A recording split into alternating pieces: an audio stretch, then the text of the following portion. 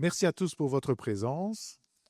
Donc, nous serons deux à nous exprimer aujourd'hui. Dans le programme, il y avait une troisième, mais je vais en parler. Je vais attendre que madame arrive. Bienvenue, c'est une arrivée discrète, comme on les aime. Ah, un autre monsieur qui arrive, donc on va attendre.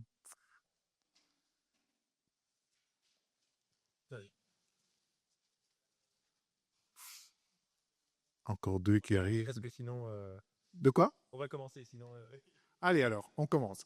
Donc, merci beaucoup d'être présent. Donc, aujourd'hui, un petit retour d'expérience.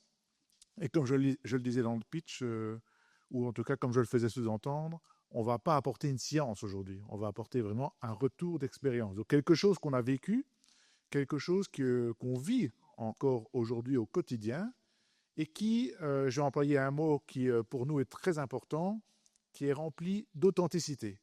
Ça a son importance. Parce que on parlait tantôt, enfin, un des orateurs parlait de est-ce que l'agilité est en perte de vitesse ou disparaît, tout ça. Donc, j'ai aussi personnellement l'impression que certains se raccrochent à certains concepts comme ceux qu'on expose aujourd'hui pour, un peu comme en éco, on parle de greenwashing, mais pour en fait se faire bien voir d'une certaine population. Et ça, c'est ce qu'on a toujours voulu éviter. Si on n'y croit pas, si ce n'est pas sincère, on ne le fait pas. Et ça a son importance. Donc, tout ce qu'on va vous apporter aujourd'hui ne sera sans doute, à nos yeux, rien de novateur, quoique, mais ça existe, ça a été expérimenté et c'est vécu par le plus grand nombre. Et c'est la deuxième distinction que je vais faire aussi, donc authenticité, mais aussi le fait que le plus grand nombre le met en application. Donc ce n'est pas des choses qu'un management met en place. C'est pas, donc il y a plusieurs couches dans une organisation. Nous, on ne vit plus dans une organisation pyramidale, on vit dans une organisation circulaire, donc on va beaucoup utiliser ça. Pas une organisation plane, puisque certains réduisent l'entreprise libérée ou certains fonctionnements qui s'assimilent à ça à une organisation plus plane, où le chef parle avec tout le monde. Ici, en fait, le chef n'existe plus. Donc, je suis chef de corps d'une zone de police. Je suis donc dans une société. Ça marche? Non, ça marche pas. Dans une société, on pourrait assimiler, dans une société privée, on pourrait assimiler un CIO parce que je dois répondre à différentes instances publiques, bien évidemment, mais je n'apparais plus nulle part. Je ne sortirai du bois que quand le rôle du chef de corps ou les fonctions qui me sont données par le groupe doivent être exercées. Ça a toute son importance. On ne va pas revenir sur tout ça aujourd'hui. On a essayé de présenter quelque chose qui tournait autour de l'agilité, en tout cas l'agilité telle qu'on a mise en application dans notre zone de police. Donc pour ma part, donc je l'ai dit, je suis Pascal Neyman, chef de corps d'une zone de police de 125 membres du personnel plus ou moins. Donc ce n'est pas une grosse entité, c'est une entité suffisante pour le faire. Mais les principes qu'on va vous expliquer aujourd'hui peuvent être appliqués partout. Certains me disent, quand on parle à d'autres zones de police, on est 1000 chez nous, on ne saura jamais le mettre en place. Si, parce qu'il s'agit avant tout de valeurs, d'attitudes, avant de mettre en place des choses procédurelles. Et donc, je vais passer la parole à Vanessa pour qu'elle se présente. Si, quand même. Oui, oui, tout à fait. Donc moi, c'est Vanessa Hersan, je suis commissaire de police au sein de la zone. Je suis la responsable de la team opérationnelle. Donc j'ai 45 ans et j'ai 26 ans de police. Donc je suis vraiment rentrée voilà, toute jeune. J'ai directement embrayé voilà, pour rentrer à la police. Mais voilà, j'ai peut-être pas un lourd bagage universitaire, mais par contre, j'ai pas mal d'expérience et au travers de mon parcours, mais j'ai fonctionné dans plusieurs zones de police, aussi bien à la police locale qu'à la police fédérale. Et donc, je suis riche de cette expérience et de cette évolution dont je vous parlerai tout à l'heure. Pour ma part, je n'ai pas parlé des années parce qu'à un moment donné, c'est peut-être une coquetterie, mais on arrête d'en parler. Mais tu as raison, moi, je ne voulais pas. Mais le couple que nous formons aujourd'hui dans cette salle, hein, ça a son avantage parce que j'ai mis en place l'entreprise libérée au sein de la zone de police et j'utilise le jeu expressément parce que maintenant que j'ai mis en place, nous mettons en place cette façon de travailler. Donc, on passe du jeu à une équipe, à un nous, ça a son importance. Et Vanessa est arrivée en cours de route, et donc c'est un ressenti, donc elle s'est imbriquée dans un système qui n'est pas du tout facilement assimilable. Alors aujourd'hui, on est deux, une troisième devait venir, Carole Collin, qui malheureusement est absente pour des raisons de santé, et elle avait l'aspect RH, donc c'est super intéressant aussi parce que c'est vraiment complémentaire, opérationnel, RH, conceptuel, organisationnel, c'est quelque chose qui aurait été complémentaire, mais c'est pas grave parce que de toute façon, ce qui compte, c'est de retenir aussi que tous ceux qui sont là et bien d'autres, toute la zone de police pourrait être là puisque en fait, c'est une équipe qui devrait vous présenter ce système-là et pas uniquement le chef ou Vanessa ou Carole.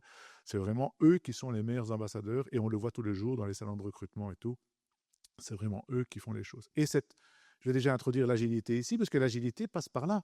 Parce que si on sort des carcans d'une structure pyramidale, ben on arrive justement à être agile et à rebondir tous les jours face à des situations qui posent problème. Et c'est ce que chaque membre du personnel fait. Ils savent qu'ils ont toute la confiance de tout le monde, ils ont le mandat de tout le monde, et donc ils savent agir en tout temps, dans toutes circonstances. Donc ce sont chaque fois des illustrations comme ça que nous permettrons de vous donner. Avant de commencer, donc d'aller dans le fond de l'agilité, dire d'où on vient, il faut bien comprendre que, je l'ai dit, on était dans un système pyramidal en 2002, réforme de police. C'est l'image de la police très rigide qu'on a. Et c'est malheureusement, même en tant qu'expérimentateur de la chose, on constate encore que certaines polices sont encore comme ça, ou certains policiers. Ça a son importance pour nous de faire la distinction entre le groupe et les individus. Tantôt, je parlerai des 90%, 10%. 90% qui poussent l'entreprise, qui tirent l'entreprise, qui favorisent l'entreprise, et les 10% qui veulent détruire l'entreprise. Et ces 10%, on ne s'en occupe quasi plus, en fin de compte, dans notre système. Et on est venu à un système beaucoup plus circulaire, que j'ai entouré de vert, parce qu'il y a quand même ce côté durabilité qui est très important à nos yeux, qui existe depuis dans notre zone 2016, 2017, 2018. 2016, si on se situe au niveau de la vision du chef de corps que je suis. 2017, si on se situe dans les discussions avec l'ensemble du personnel. Et le 2018, si on se situe dans la concrétisation des premières mesures qui ont été mises en place. Et là, j'ai même illustré la petite abeille parce que ça peut paraître le monde des bisounours parfois ce que nous faisons, mais c'est une réalité, c'est quelque chose qui est parfois très ludique et comme on le vit en fait dans cette journée-ci et c'est ce qui nous plaît en fait. On peut sortir de la boxe pour pouvoir, aller franchement arriver à de la créativité qui nous semble vraiment la plus importante. En 2015, comme je le disais, donc on avait une envie de changer. Le personnel qui était impliqué avant 2015, qu'est-ce qui se passait? Ils parlaient souvent pour eux. Donc, ils étaient des délégués du personnel, mais ils parlaient souvent pour eux. Donc là, je pense que peut-être que ça vous parle dans certaines situations, si vous les avez vécues en entreprise. C'est du personnel qui vient aux réunions, mais qui parle d'eux, de leurs affaires, et qui oublie soit de faire rapport au reste du personnel, soit d'exposer la difficulté que tout le personnel suit. Et alors, beaucoup de directives. C'est le principe d'une police, c'est que nous avons des lois et des directives qui nous régissent.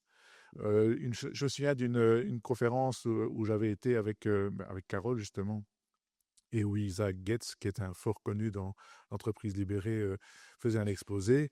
Et dans les petites tables rondes qu'on faisait, il y en a une personne qui m'a directement exclu du groupe, moralement parlant, parce que comme j'étais commissaire de police, naturellement, je ne saurais pas parler pour lui de liberté, de système agile. C'était complètement exclu. Donc c'est l'image populaire qu'on a de la police. Mais toute organisation, quelle qu'elle soit, et c'est pour ça que le terme entreprise libérée, même pour un service public, est intéressant à garder parce que une entreprise, c'est une entreprise. Dans une usine, un contremaître, il doit faire appliquer des procédures à ses ouvriers qui, eux, doivent faire preuve de toute la sécurité nécessaire. Donc, c'est vraiment très similaire à ce que nous vivons. Et on sort de l'image populaire. Mais les prises de décision étaient fort centralisées. Il n'y avait pas vraiment de décision en permanence. Donc, pourquoi? Parce qu'il y avait Dieu qui décidait, et Dieu, c'était moi. Donc, je ne parle pas de moi en tant que... Je n'estime pas Dieu. Mais dans un système pyramidal, que ce soit le chef d'entreprise, que ce soit le chef de zone, il est considéré comme Dieu. Et on attend qu'il décide, on attend qu'il donne la bonne parole avant de pouvoir avancer. Et donc, on voit des personnes qui attendent vraiment, mais physiquement qui attendent. Et c'est ça qui est cruel dans ce monde-là, c'est que ces personnes pourraient être considérées comme intelligentes, mais ne le sont pas considérées comme intelligentes. Et donc, elles sont laissées comme des exécutantes. Ça, on voulait sortir le système. En tout cas, au départ, je voulais sortir le système-là. Et puis, progressivement, le système a fait que on a tous voulu sortir de ça et on arrive vraiment maintenant à beaucoup plus d'agilité. Je vais l'expliquer. Mais pour reprendre un exemple, je me souviens d'une discussion avec un chef de corps on devait aller tous les deux au même endroit avec notre personnel, je vais dire ça comme ça. Et je lui disais, mais comment tu y vas? Ben, je vais aller avec un tel. Et alors, elle a pris son personnel, elle a dit, ben, toi et toi et toi, toi, tu vas dans tel véhicule, toi et toi et toi dans tel véhicule, et vous partez à telle heure, et on se retrouve à telle heure. De mon côté, j'ai dit, ben, on se retrouve là-bas. Donc, j'ai donné l'objectif plutôt que le chemin. Ça a toute son importance dans l'agilité, justement. Donc, c'est des petites choses que nous, on a vécues. Je répète, on ne vous apprend peut-être pas grand-chose, mais c'est du réel qui caractérise notre fonctionnement. Et alors, le mot, bien sûr, que vous connaissez tous, c'est l'ego des chefs qui est fort bloquant. Et donc, tout ça a maturé, et donc on est arrivé à un système beaucoup plus agile, même s'il n'était pas encore en 2016, où là, lors d'une conférence, j'ai entendu parler de l'entreprise libérée. C'était vraiment un instant magique.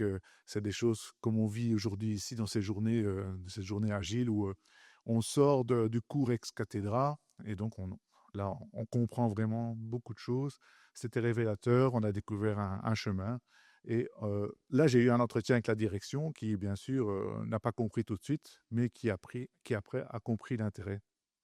Et ce n'est qu'en 2017 que là, l'agilité a vraiment commencé à sortir du lot et on a vraiment compris vers quoi on pouvait aller et ce qu'on pouvait gagner avec ça. Mais il y a eu beaucoup de questions, beaucoup de remises en question, l'incertitude, la courbe du changement, tout ça, vous connaissez certainement mieux que moi.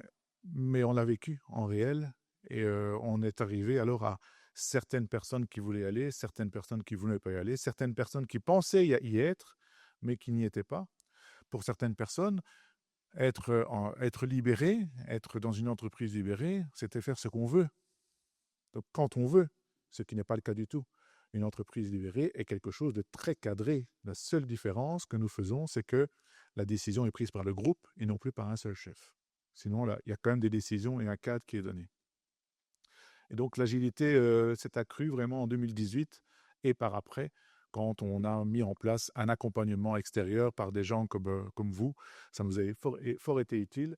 On a mis en place des petits groupes de travail, on a fait des pas de côté et on a créé la circularité. La circularité, c'est quelque chose que vous verrez dans notre organigramme.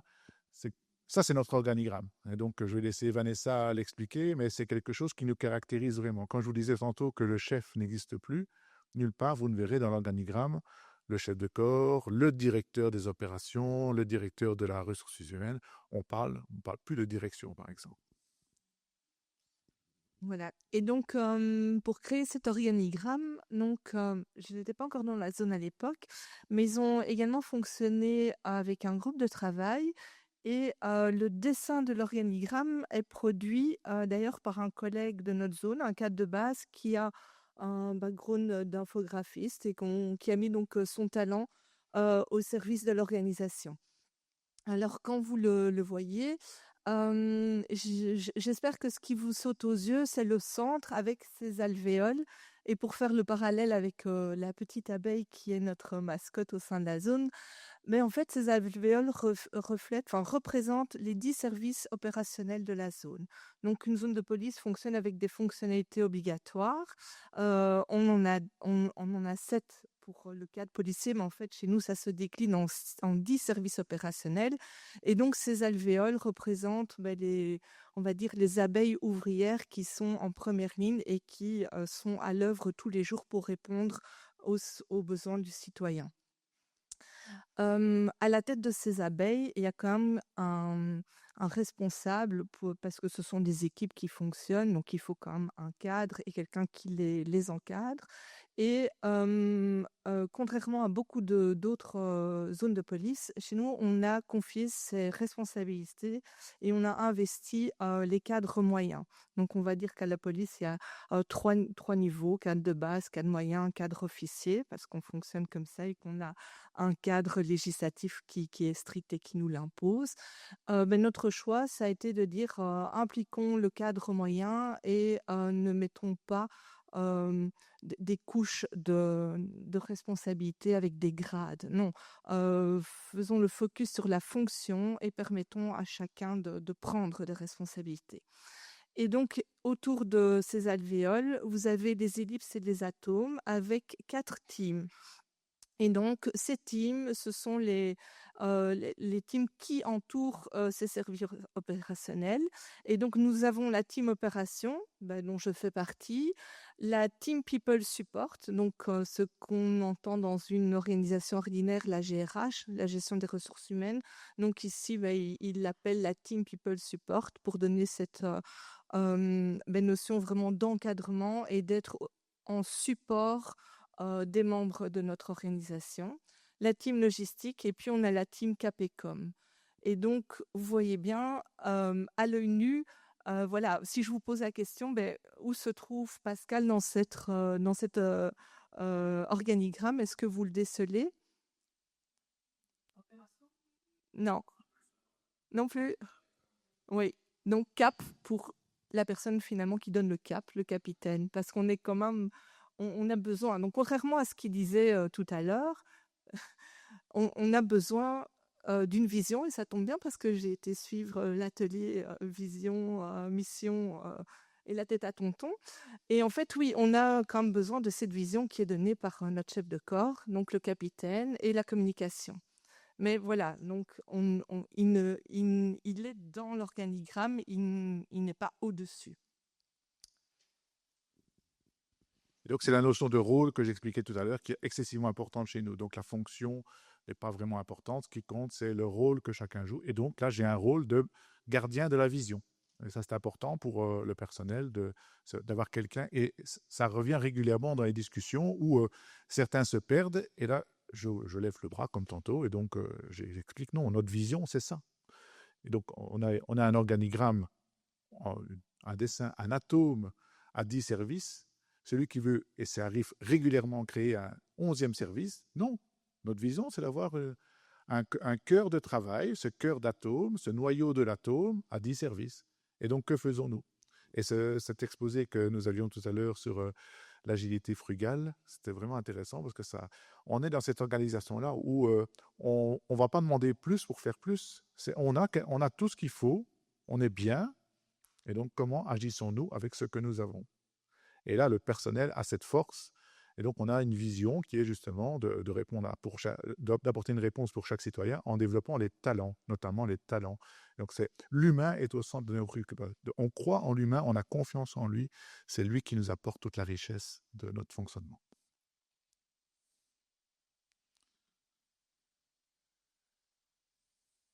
Ça, c'est pour dire, ce schéma pour dire aussi que même la stratégie, le personnel y est, puisque on ne fait pas c'est vrai qu'on ne fait pas des séminaires régulièrement.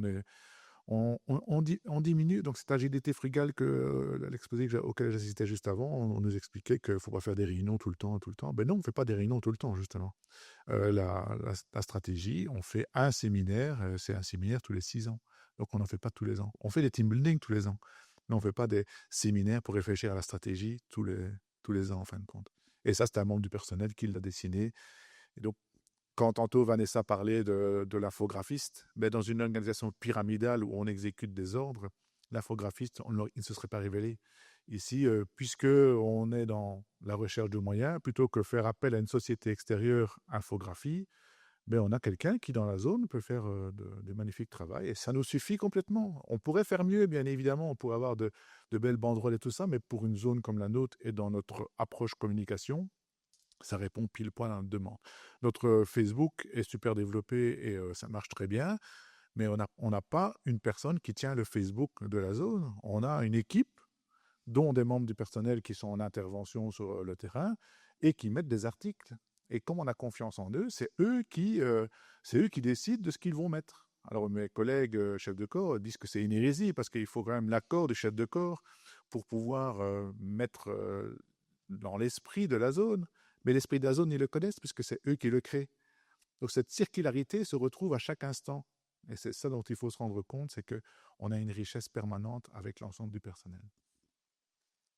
Oui, j'ai oublié de le dire tantôt, posez toutes vos questions parce que on n'a pas prévu de parler pendant 50 minutes, mais il faut attendre le micro. Ah pardon, on n'attend pas la Non, fin. non, n'attendez C'est pas la la question. fin. J'ai oublié de le Donc, c'est un super exemple. Mais dans le cas d'une dérive, quelqu'un qui était énervé, il a fini par poster un truc sur Facebook. Comment est-ce que le décisionnel se passe à ce moment-là? Est-ce qu'on fait une réunion d'équipe? Est-ce qu'il y a une réprimande? Alors, il y a des principes de base, des principes sacrés dans notre fonctionnement. Et là, je vais en reprendre deux. Je vais en extraire deux parmi toute la liste. Je reprendrai d'autres tantôt. C'est le droit à l'erreur et la question « et alors ?» Donc, le droit à l'erreur, d'abord, c'est que, ben oui, comme on fait confiance, tout le monde a droit. Errare humanum est. Donc, c'est ce qu'on dit, c'est un principe de base. Oui, il peut se tromper. Et Facebook, bah oui, ça restera là. Le chargé de communication, le chef de corps qui s'occupait de la communication seul auparavant, il commettait des erreurs aussi. Ça, c'est sûr et certain. On reste aussi humain. Donc, bah, il a commis une erreur. Donc, on parle plutôt d'erreur que de faute. Ça a toute son importance. Et le « et alors » a son importance. Donc, c'est une question avec laquelle je reviens souvent dans la conception, dans la réflexion, dans les corrections, si elles s'imposent. Et alors, il l'a fait. Quelles sont les conséquences? Est-ce que c'est si grave que ça, en fin de compte? On en fait parfois tout un foin, c'est un problème et tout. Question parlementaire pour certains aussi. Et alors, il l'a fait. Ça va, ça passera. Le monde ne va pas s'arrêter de tourner. Donc, on relativise beaucoup de choses. Ça, c'est pour la personne qui rédige. Ça veut dire qu'aussi, il n'y a pas le stress chez eux. Ils savent qu'on a confiance en eux. Ils nous accordent leur confiance. Ils essayent. Essai-erreur est aussi une méthode d'apprentissage. Ils essayent, ben, si ça ne marche pas, ben, tant pis, la prochaine fois, ils feront mieux. Et ils s'améliorent au fur et à mesure. Et je peux vous assurer qu'on déplore régulièrement chez nous le départ de collaborateurs parce qu'ils sont d'une haute qualité, parce qu'ils ont été formés. On a vraiment un accent très fort sur la formation.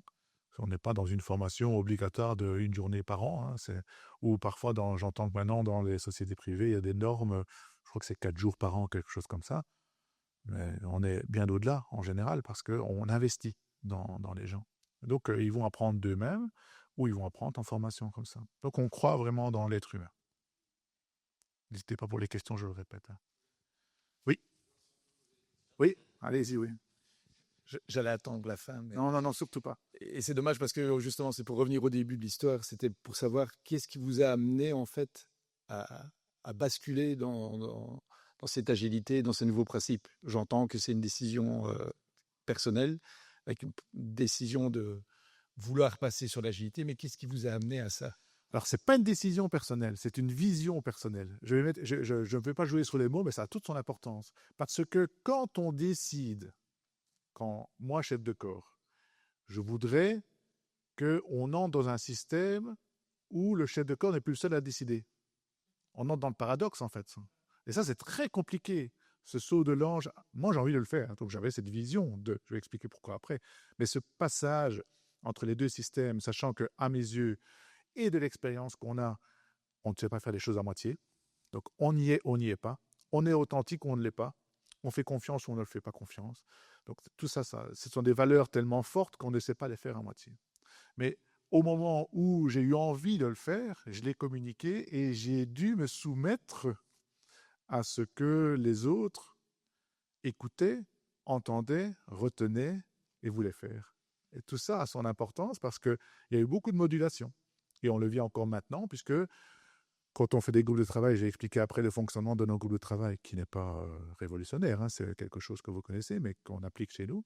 Dans ces groupes de travail-là, je ne suis qu'un membre parmi d'autres du groupe de travail, et dès lors, il y a des choses que moi je voudrais faire, mais que le groupe n'a pas envie de faire. Et donc on avance. Avec cette difficulté qu'en tant que chef de corps, gardien de la vision, voire porte-parole des autorités, mais je dois implémenter certaines choses. Et donc, il arrive que parfois je dis, mais non, ça, il faudrait le faire. D'où l'intérêt de cette entreprise libérée, c'est que nous devons donner un sens à la chose. Donc, plutôt que dire, tant pis, on le fera et vous écoutez maintenant, C'est que je dois plutôt, ça je spoil un peu ton truc, mais c'est plutôt convaincre que d'imposer. Donc tout ça a son importance. Alors mais Vanessa en reparlera tout à l'heure. Et donc pour revenir à l'historique, j'ai toujours eu cet ADN, je vais dire, d'implication de l'être humain, d'implication de personnes. Mais il fallait travailler sur le collectif, vraiment le collectif, l'intelligence collective, et pas sur des personnes qui se mettent en groupe et qui viennent porter leurs propres paroles. Il y avait une frustration de ma part. Et donc, j'ai exploré dans plusieurs domaines, j'ai cheminé, je vais dire ça comme ça.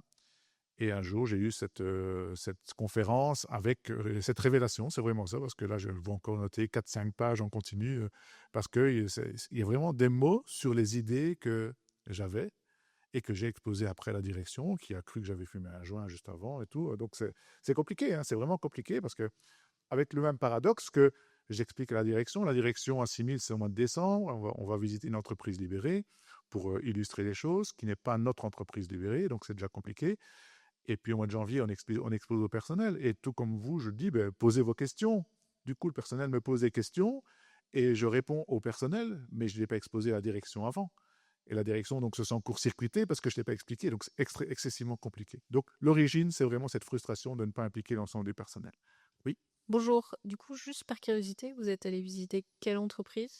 À l'époque, donc, on a été voir le SPF Santé publique, qui, je ne sais pas s'ils ont continué ou pas, mais qui avait avant tout une approche économie. À savoir que dans mon souvenir, ils devaient passer de 10 étages à 6 étages. Du coup, ils ont créé des bureaux collectifs et ils ont joint des idées alors de l'entreprise libérée, ce qui était très bien, mais il y avait un fonds financier que nous, on ne voulait pas. Et ce que le personnel a retenu dès le départ, c'est je n'aurais plus mon bureau à moi, j'aurais plus la photo de mes enfants. Et donc, c'est pas ça qu'on voulait faire passer pour autant comme première idée. Madame avait encore une question derrière aussi. Quand tu parles d'intelligence collective, oula, Oui, c'est grande gueule, surprenant. Hein. désolée. Quand tu parles d'intelligence collective et que tu parles justement que les décisions se prennent en groupe, est-ce que vous avez déjà eu le vécu de la responsabilité partagée? Est-ce qu'elle vous pose problème au quotidien? Alors, elle pose problème à certains au quotidien. Moi, dans mon métier, dans mon métier et dans ma formation de chef, j'ai l'habitude de faire cette responsabilité partagée parce que je partage d'abord avec ma direction, comme on disait à l'époque, j'ai un devoir de responsabilité et donc ça se passe en général très bien de mon côté. Mais pour ceux qui sont de la base et qui n'ont pas été formés et qui ne sont pas payés pour ça, pourquoi est-ce qu'eux devraient prendre une responsabilité? Alors, en général, ça se passe très bien, avec les 90% que j'ai évoqués tout à l'heure, parce qu'ils comprennent l'intérêt de travailler en groupe. Ils comprennent l'envie qu'ils ont, donc eux ont envie d'aller... Donc, il y a une phrase magique dans la conférence que j'avais suivie qui m'a été dite par un des 3 orateurs, qui disait personne ne vient le matin à la zone de police pour détruire la zone de police. Tout le monde veut construire, simplement on a des vocabulaires différents, des façons de parler différentes, des méthodes différentes, et il faut juste apprendre à s'entendre, d'où l'intérêt de se mettre autour d'une table. Ça a son importance. Mais le mot responsabilité peut faire peur, mais en fait, l'implication, ça parle à tout le monde, et le fait d'avoir un résultat qui intéresse tout le monde, ça parle à tout le monde aussi. Et donc, plutôt que parler de responsabilité, je préfère parler d'implication. Et la responsabilité finale, c'est quand même moi qui légalement la prendrai. Mais comme tout ce qui se fait dans une zone de police, tout comme un champ d'entreprise, tout ce qui se fait dans son entreprise par rapport aux résultats, par exemple, c'est lui qui en répondra devant les autorités. Donc, on n'insiste pas sur la responsabilité. Et ce côté disciplinaire, justement, est important parce que, justement, on fait très peu de discipline maintenant. On en fait aussi pour les cas beaucoup plus graves. Et donc, le mot responsabilité n'est pas mis en avant dans ces disciplines non plus. Et donc, justement, puisqu'on parlait de l'intelligence collective, on va reparler ici des groupes de travail, petite illustration pour expliquer comment on fonctionne. Et un point qui était difficile à comprendre pour le personnel, c'est un inspecteur principal, donc l'équivalent d'un contremaître dans une société, une entreprise, est venu me trouver une fois en disant « mais moi, j'en sors plus, moi. Cette entreprise libérée, moi, ça me dépasse parce que je suis sur le terrain, on doit intervenir, et un membre du personnel qui se retourne vers moi et qui dit « mais je ne suis pas d'accord avec toi. Moi, je voudrais bien faire ça comme ça et tout. » Et non, mais non, il faut le faire maintenant, on y va et on ne perd pas son temps. Oui, mais est-ce qu'on ne pourrait pas en discuter? Alors, je dis non. Et à un moment donné, on travaille dans un cycle, donc ce que vous avez au centre de cette organisation circulaire, c'est le cycle de fonctionnement où on a un temps pour la réflexion et puis un temps pour l'action. Et la barrière entre les deux, c'est la décision. Et c'est ce qui ne caractérise pas toujours le fonctionnement d'une entreprise ou d'une entreprise publique. J'ai parlé d'un service public. Vous avez peut-être déjà vécu des réunions, et la réunion suivante, on reparle des mêmes choses, et la réunion suivante, on reparle encore de la même chose, et on se demande en fait ce qu'on vient faire. Et c'est un peu comme les feux de l'amour et tout ça. Quand vous avez raté une réunion, vous allez à la suivante, vous n'avez pas l'impression d'avoir raté quelque chose parce que ça se continue. Ça, c'est le manque de décision.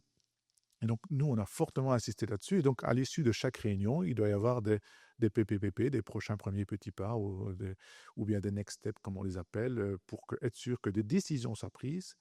Et à un moment donné, il faut que la décision soit prise. Et là, on est pour l'instant dans une grande réflexion au sein de la zone, parce qu'on est dans ces groupes de travail qui ont mûri et qui prennent des décisions. Et puis, quand on sort de la réunion, donc on prend des décisions avec des votes par consentement, donc des techniques d'intelligence collective. Quand on sort de la réunion, malgré le fait qu'on peut vivre avec, il y a une frustration. Et les gens ont envie de dormir dessus avant de prendre la décision. Et donc, on n'a pas encore de solution toute faite. C'est une réflexion actuelle. On a vécu les deux cas où on a attendu la réunion suivante pour prendre la décision. Et puis, à la réunion suivante, on prend la décision. Puis, on va quand même attendre encore la réunion suivante. Cette propension de l'être humain à postposer cette décision. Et malgré ça, à la troisième réunion, la décision a été prise. Il y a quand même eu des frustrations. Donc, on n'a pas tout réglé et on vit ça au jour le jour. On améliore en continu notre fonctionnement. Et donc, ce groupe de travail, donc, on va d'abord parler de la zone. Donc, le petit bonhomme que vous voyez autour de l'ellipse, c'est la zone, c'est tous ceux qui sont là. Et donc, à nouveau, égalité. Donc, il y a une grande parité dans notre fonctionnement. Le chef de corps nouveau n'est pas là, je parle du chef de corps, mais il peut y avoir un directeur et tout ça. Avant, il n'y a plus.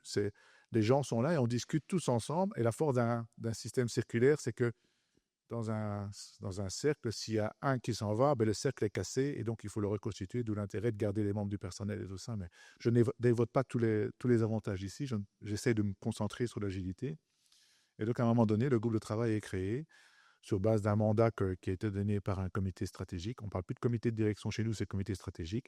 Et ce groupe de travail, il est souverain.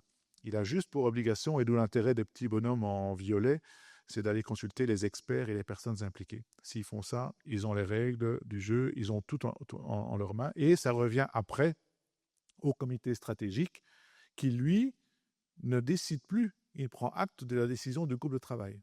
Donc, ce fonctionnement en petit groupe de travail est un gage d'agilité selon nous, parce que ça va beaucoup plus vite.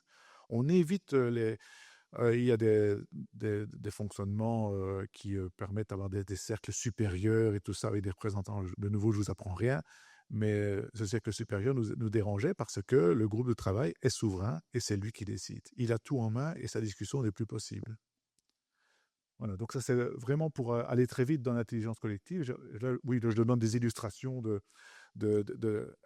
quand on parle d'agilité, on parle d'innovation, on parle de créativité, les gens sont speed, ils ont envie de faire des choses. Et donc là, on a une prolifération de projets au sein de la zone de police qui fait qu'on est souvent cité en exemple dans certains cas parce que on n'arrête pas en fin de compte. Ici, le dernier groupe de travail, c'était les animaux dans les bureaux qui font partie de ces discussions en entreprise libérée. Mais personnellement, je n'ai pas participé à ce groupe de travail. Et la décision, j'étais super fier d'eux parce que c'était une décision hyper mature et on voit vraiment que tous les postes ont été réfléchis, développés, les intérêts de tous ont été pris en compte, alors que c'était un individu qui, au départ, voulait faire venir son chien parce qu'il ne savait pas le laisser à la maison, en fin de compte. Et donc, intérêt individuel, mais l'intérêt collectif a été préservé. Quand les deux sont mis ensemble et que les deux sont préservés, c'est parfait pour nous. Vas-y, Vanessa. Ah non, c'était encore... Pardon. C'était encore pour moi, oui, mais en fait, j'ai déjà cité quelques exemples ici, donc je ne vais pas revenir sur tout, les alors et tout ça, j'ai dit, les 90%, 10%, dans les littératures, on n'est pas très littéraire chez nous, hein. On a une formation, on a une méthode de travail très empirique. On fait notre propre expérience et on n'a pas de lecture. Donc, je ne saurais pas vous donner après une référence bibliographique, on n'a pas ça. Mais donc, parfois, on dit 12%, 15%, peu importe. L'idée, c'est que 90% du personnel veut faire les choses, veut avancer avec nous, veut avancer avec le groupe, ou s'il n'est pas un tireur, il sera au moins un suiveur. Il y a 10% qui, eux, abusent. En général, dans une organisation, on constate que 1 ou 2 membres du personnel font les cons, ils ont abusé du système. Bon, on va faire une directive pour ne plus se faire avoir la prochaine fois. Mais chez nous, si maintenant la directive est comprise par 90% du personnel, pourquoi en faire une en fin de compte? On va avoir une approche individuelle vis-à-vis de ceux qui dysfonctionnent, mais les 90% sont compréhensibles, enfin comprennent bien la règle, donc on ne va pas le faire. Donc on a un règlement de travail qui est chez nous très très petit, parce que la plupart des règles sont claires pour tout le monde en fin de compte. Ça, c'est une question d'agilité aussi. Et il y a une phrase magique qui nous avait été donnée, mais qu'on applique tous les jours, c'est celui qui fait, qui sait. C'est celui qui sait, donc qui décide. Ça a son importance. Voilà. Là, je passe la parole, je pense, à Vanessa. Oui. C'est juste une petite précision parce que vous avez dit au début que vous avez supprimé l'organisation pyramidale, mais j'ai plutôt l'impression que c'est plutôt une organisation opérationnelle que vous avez mis en place. Mais il y a toujours des responsables, des gens qui accordent simplement les congés. Et donc, au final, il y a quand même cette structure pyramidale qui est toujours inhérente au sein de l'organisation de votre corps de métier. C'est parce qu'on est dans le temps de l'action. Une fois que les décisions sont prises par le groupe, après la réflexion, donc je reviens au cycle, on est dans le temps de l'action. Et là, on revient à un système traditionnel, classique, effectivement, où la décision est appliquée par un membre du personnel qui a cette fonction-là. Donc là, je vous rejoins tout à fait, on est dans un système classique. Ce qu'il y a, c'est que, d'une part, il y a ce cycle qui fait qu'à un moment donné, il faut évaluer. Donc la réflexion va revenir en groupe. Donc il n'est pas le seul décideur. Ça veut dire que quelqu'un, on va reprendre l'exemple du planning qui conditionne la vie de tout le monde, en fin de compte. Quand un planning est mal fait, celui qui planifie, celui qui exécute le planning devient inhumain, etc. Le chef ne sera pas le seul décideur pour ce problème-là. Au contraire, ça va revenir dans la réflexion. Et alors, dans l'exécution, il y a toutes ces valeurs qui entourent notre fonctionnement. L'équité, la transparence, la confiance, le feedback. Donc, toutes ces enfin, ce pas des valeurs uniquement, mais c'est des mots magiques. Donc, ce chef, il doit faire appel à ça. Donc, on ne peut pas avoir un chef qui se fout de tout ça et qui ne fait qu'appliquer les directions. Donc, c'est là que, à mon avis, la différence existe quand même. Je vais prendre le truc. Oui, et pour compléter peut-être juste la question, notre ROI, comme Pascal l'a dit, il est très, très, très succinct, mais en fait, ce ROI a été créé en groupe de travail. Donc, il découle des décisions qu'on a réfléchies et des décisions qu'on a prises ensemble. Donc, en fait, il est d'office validé. Ça découle de ce qu'on a réfléchi ensemble. Et on a des normes qui sont beaucoup plus souples que la plupart des autres zones de police en termes de bien-être au travail, parfois des normes où il faut être autant présent parce que voilà, donc voilà, on est dans un fonctionnement beaucoup plus souple grâce à ce travail d'intelligence collective. La norme de base, c'est l'horaire de travail où chez nous, on définit aux 38 heures semaine, 7h36. Donc, certaines entités de la police intégrée, c'est 7h36. Ah oui. Certaines entités de la police intégrée, c'est 7h36, donc on commence à 8h, donc on termine, je ne vais pas faire le calcul, mais, parce qu'il y a le temps de midi et tout ça. Enfin bref, on est vraiment dans les comptes d'apothicaires. Ici, ils ont un horaire souple, on a juste mis une limite, tous ensemble, on a décidé dans le règlement d'ordre intérieur de cette limite de 9 heures, parce qu'au-delà de 9 heures, on estime que ça devient fatigant pour le membre du personnel, c'est des journées trop longues, etc. Mais sinon, ils font 4 heures, 5 heures, 6 heures dedans, ils décident de leur début, ils décident de leur fin, et donc, donne de nouveau la question, et alors, s'ils commencent à 9 heures, où est le problème en fin de compte? Et alors, s'ils terminent à 6 heures, où est le problème en fin de compte? On a un membre du personnel qui s'est fait opérer cette semaine-ci, et qui veut, oui, ça arrive justement chez nous aussi, et qui veut retravailler la semaine prochaine alors qu'il pourrait être en exemption pendant 1 mois. Et donc, il demande s'il peut être en télétravail 5 jours sur la semaine prochaine. Et alors? Il veut travailler alors qu'il pourrait être payé à 100% en étant chez lui. Mais laissons-le travailler seulement. Et donc, on met le télétravail pendant 5 jours. Un autre voulait préparer une cour d'assises pendant 15 jours en télétravail, parce que la cour d'assises lui prenait 15 jours. Et alors? S'il travaille mieux chez lui parce qu'il est obligé, mettons 5 jours. Donc, on n'est pas au télétravail à 1 jour semaine ou 2 jours semaine. Ces normes-là s'estompent. Voilà. Et donc, moi, je vais vous expliquer un peu mon étonnement quand je suis arrivée à Nivelles. Donc, comme je vous l'ai dit, j'avais un parcours complet. Donc, j'ai intégré la zone en 2021. Et donc, la première chose qui m'a sauté aux yeux, c'était l'ouverture des personnes à qui j'ai eu affaire en premier interlocuteur, à savoir Pascal et Carole qui n'est pas là aujourd'hui. En fait, ma situation était un peu différente. Je cherchais un détachement. Je voulais quitter une zone de police dans laquelle j'étais parce qu'en fait, je n'étais pas du tout en adéquation avec la vision du chef de corps ni avec les valeurs. Et donc, je ne me sentais plus du tout bien au travail et je suis venue exposer ma situation à Pascal qui, lui, avait un besoin qui correspondait tip-top à mon profil. Et donc, mais déjà, voilà, il m'a écouté, il était très intéressé par mon profil, les compétences que je pouvais lui offrir. Et donc, je me suis directement sentie à l'aise. La réalité du management collaboratif et participatif, et pour vous donner l'exemple tout à fait concret, c'est qu'une fois que Pascal m'a rencontré, il m'a dit écoute, moi je suis intéressé, je suis d'accord que tu viennes en détachement, mais je ne décide pas tout seul. Et donc j'ai été conviée à un comité stratégique. Le comité stratégique est représenté par les responsables des 4 teams et par tous les responsables des services. Plus, à chaque comité stratégique, on invite 3 membres du personnel. Donc, et puis s'il y a des volontaires, ils se font connaître afin qu'il y ait toujours cette représentativité et cette décision participative. Et donc, j'ai dû présenter mon profil, leur expliquer pourquoi je voulais intégrer la zone de police. Ils ont eu l'occasion de me poser des questions et ensuite, ils ont validé en faisant un petit signe de la main. Où je me dis, mais qu'est-ce qu'ils font là? Ils font des marionnettes. Mais en fait, voilà. Donc, tout ça, ce sont aussi des outils auxquels ils ont été formés, ou moi, j'ai ensuite été formée également, pour mieux fonctionner justement dans cet esprit collaboratif. Une sélection orientée vers la co-construction. Donc, par rapport à ce même exemple, donc les collègues choisissent leur pair.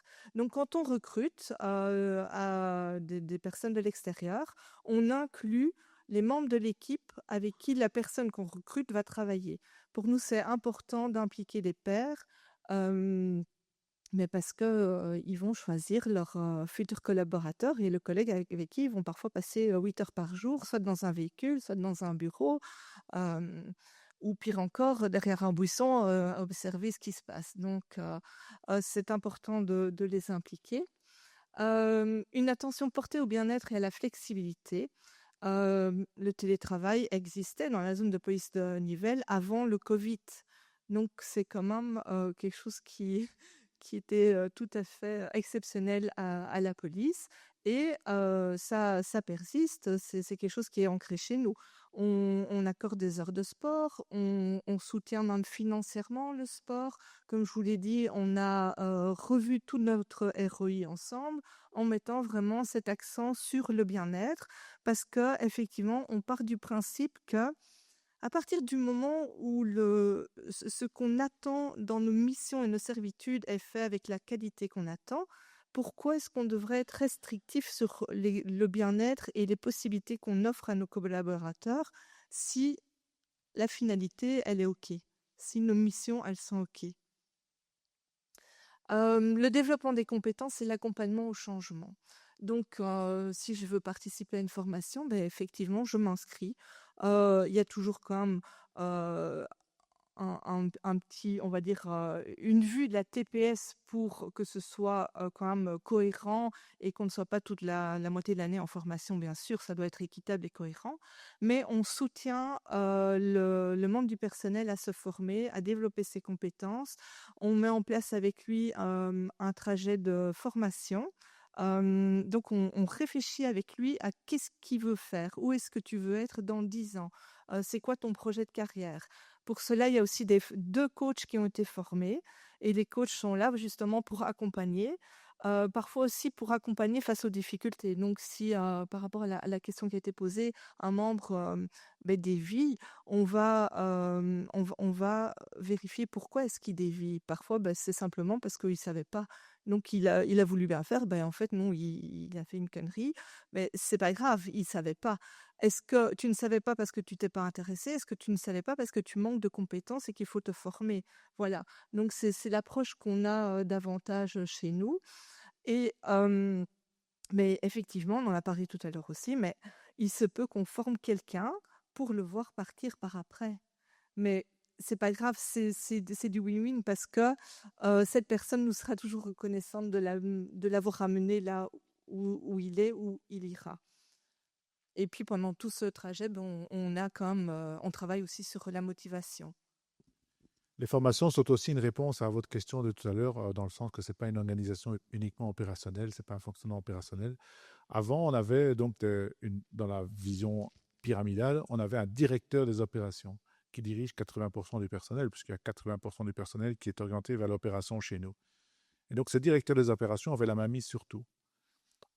Ici, les formations sont un bel exemple parce qu'avant, quand quelqu'un devait suivre une formation, le directeur des opérations devait donner son avis parce que c'est quelqu'un qui doit aller dans une équipe pour faire l'intervention ou la prévention ou l'accueil, peu importe. Le directeur des opérations disait la formation, tu la laisses tomber, tu vas faire ce service-là. Maintenant, dans cette partie, dans cet atome avec les électrons qui tournent autour, les 4 électrons sont à égalité. Et donc, s'il y a une formation prévue, s'il y a un test prévu, s'il y a une visite médicale prévue, s'il y a une remise de matériel prévue ce jour-là, la logistique, en l'occurrence ici, qui a été moins citée aujourd'hui, mais ce sera à égalité avec l'opération. Et donc, on discutera pour que l'exécution, on est vraiment dans le temps d'exécution, mais pour que ça se fasse en concertation avec tous les domaines de notre fonctionnement. Il reste 3 minutes. Ah ben oui. 3 minutes par slide, hein, Pascal. Et donc, accompagnement au changement. On a eu on a les responsables des services, donc le cadre moyen, et ça va être reconduit.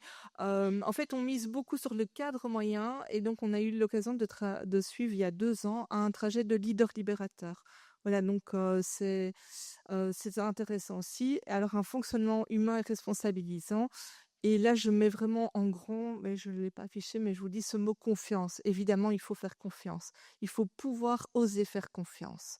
Donc, voilà, toutes ces pratiques favorisent l'agilité dans une organisation. Mais il reste quand même des points d'attention, surtout dans une zone, une structure policière comme la nôtre. Et donc, on doit constamment être vigilant pour ne pas tomber dans l'excès de liberté. Voilà, et en fait, pour ça, il faut un cadre qui soit structuré. Donc, les personnes, enfin nos collègues, nous, on évolue au travers d'un cadre qui soit structuré, compris par tout le monde et ancré. Et alors là, la liberté prend tout son sens et ça upgrade encore ce niveau de bien-être et de maturité de l'entreprise qu'on va atteindre à partir du moment où le cadre il est compris et il est clair pour chacun. Voilà. Donc, le chemin, il est encore long, il est escarpé, sinueux, parce qu'évidemment, voilà, comme je vous le dis, chacun doit bien comprendre ce système. Tantôt, Pascal a donné l'exemple flagrant, l'entreprise libérée, on fait ce qu'on veut. Mais non, on ne fait pas ce qu'on veut. On est là parce qu'on a un objectif commun qui est d'être au service de la population. Je ne vais vous passer des détails, mais notre objectif, il est commun. Et donc, non, on ne fait pas ce qu'on veut.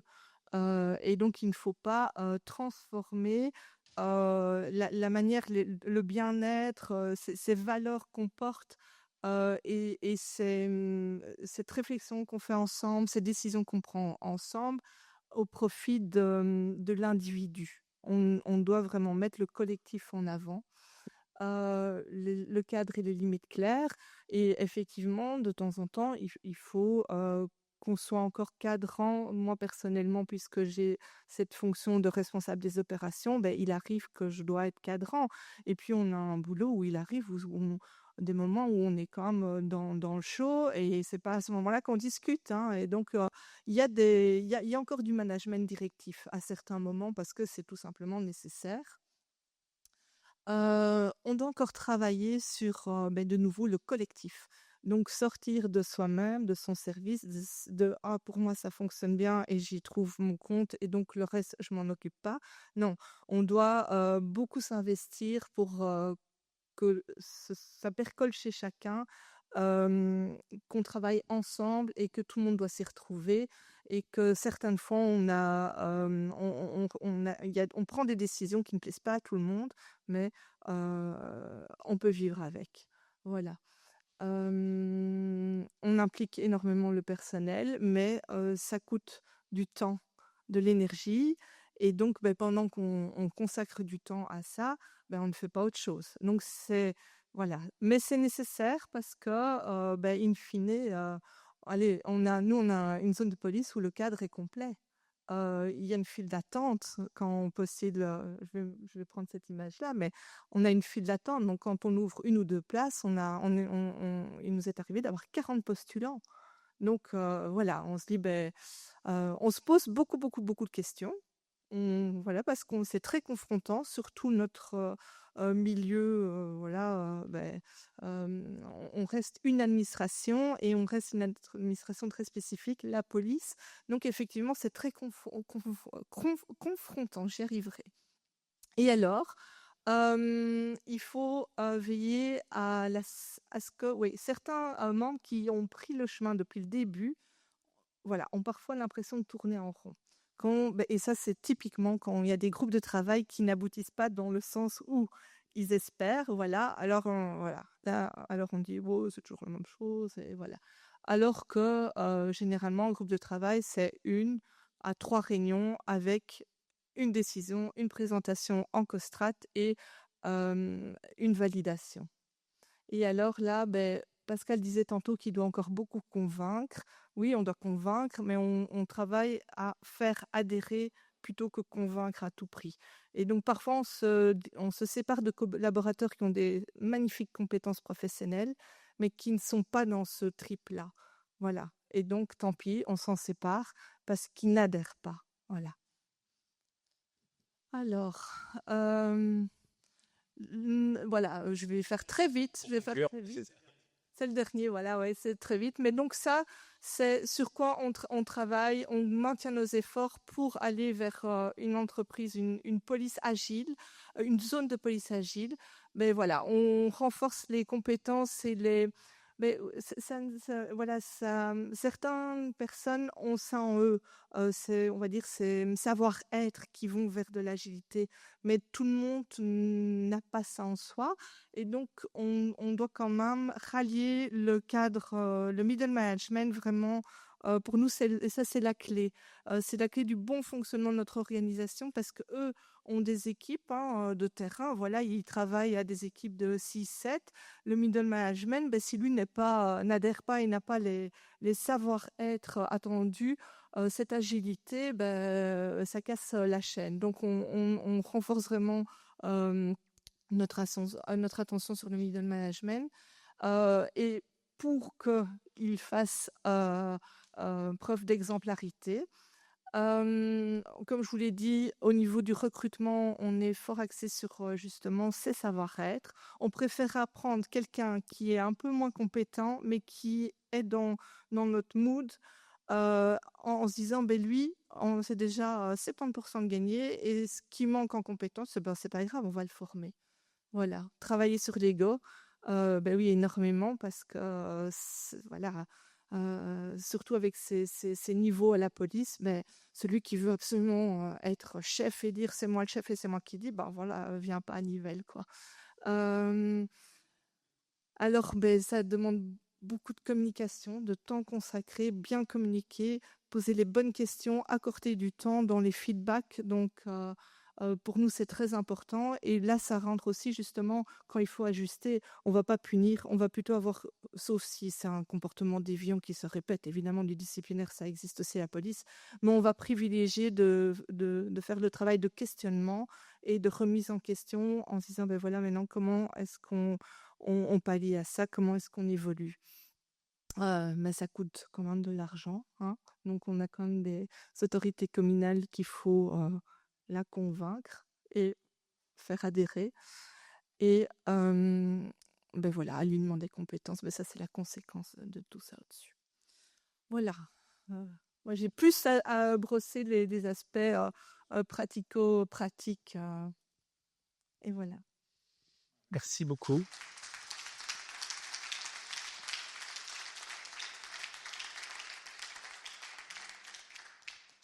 Impressionnant et félicitations pour ça. On a le temps pour une question. Si quelqu'un a vraiment... Toi, tu as déjà posé une question, j'ai vu. Quelqu'un d'autre ou pas? Sinon, lui donne. Allez, une question ici. J'ai 2 questions, mais la première est une mini question. La zone de police chez vous, on parle de combien de collaborateurs?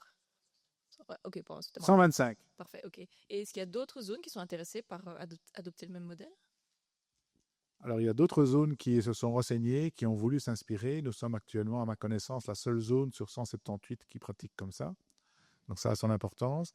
Et je dis bien qu'ils pratiquent comme ça parce que certaines font à moitié. Et je l'ai dit tout à l'heure, selon moi, à moitié, on ne sait pas le faire. Je vais prendre l'exemple d'une zone où le chef de corps était venu me trouver parce qu'il voulait faire ça. Et ils m'ont montré un bel organigramme qui ressemblait un peu à un organigramme EFQM, vous voyez certainement. Et il y avait une belle case au départ où tout était mélangé à la fin. Mais il y avait une case qui restait, c'était chef de corps. Donc l'entrée, c'était chef de corps, la sortie, c'était chef de corps. Donc il y avait quand même une peur de perdre le contrôle de la situation. Et dans ce cadre-là, moi je l'ai rassuré tout à fait, mais il n'a pas fait pour autant par la suite. Il n'y a jamais un moment où j'ai perdu le contrôle d'une zone de police. Moi, je suis plutôt fier de présenter les résultats de cette zone de police aux autorités, plutôt que craintif de « Ah, ils n'ont pas fait comme je le voulais ». Non, au contraire, tout se passe vraiment dans la perspective que les autorités donnent, parce que tout a un sens pour les membres du personnel. Je voulais juste intervenir pour vous poser une question. Votre processus décisionnel dans ces groupes de travail, c'est un processus à la majorité ou c'est Souvent, c'est le vote par consentement. Donc, on fait un tour, on fait un tour de clarification, puis un tour de réaction, de contre-objectif, et puis après, on a un tour de décision pour simplifier la chose. Souvent, c'est ce qu'on fait. Parfois, on n'a pas le temps ou pas l'envie, parce que c'est très lourd. Et donc, on le fait alors, on fait le tour de table et on décide à la majorité. Donc, on essaye d'avoir l'unanimité, ce qui n'est jamais possible. Donc, on travaille à la majorité. Et la question est toujours posée à ceux qui n'étaient pas dans la majorité. Est-ce que tu peux vivre avec? Et c'est là que devant tout le groupe, ils disent oui. Et quand ils sortent du local, ils disent ça ne va pas. On disait exprès. Parfait. Merci d'accepter cette frustration de ne pas compléter les questions.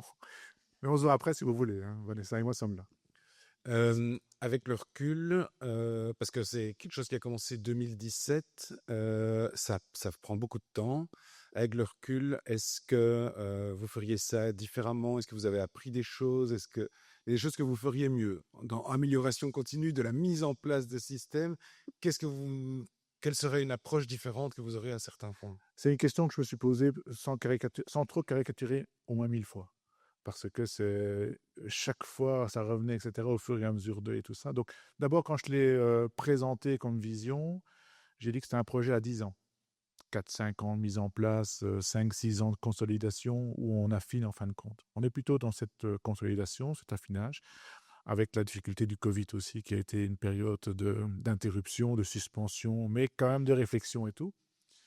Et si je devais le refaire en me lançant comme chef, je ne ferai pas différemment. Parce que la chance qu'on a eue, c'est que on a vraiment co-construit ce système tous ensemble. Je ne suis pas venu avec une vision. Au départ, quand on a recruté les coachs externes pour nous aider, je leur ai dit, mais voilà, donnez-moi les étapes pour la mise en place d'une entreprise libérée, comme s'il y avait un canevas. Mais elle n'avait pas ça. Et heureusement, parce qu'en fin de compte, on l'a fait ensemble. La seule chose que je changerais, ça c'est une certitude, c'est que, et on n'est pas encore arrivé à le faire, c'est que je mettrais sur papier les principes que nous avons co-construits justement. Donc on est dans cette phase-là pour l'instant, où l'année prochaine, normalement, on mettra sur papier les principes de notre entreprise libérée, qui n'est plus vraiment une entreprise libérée au sens littéraire du terme. Mais ça, je le ferai plus tôt, parce que Vanessa l'a dit, ils ont besoin d'un cadre. Donc quand ils arrivent, quand ils vivent dans la société, ils ont besoin de savoir quelles sont ces règles de base, ces 10 principes de base, par exemple. Et ça, je le ferai plus tôt. Voilà. peut remercier encore une dernière fois Vanessa et Pascal. Et je suis sûr que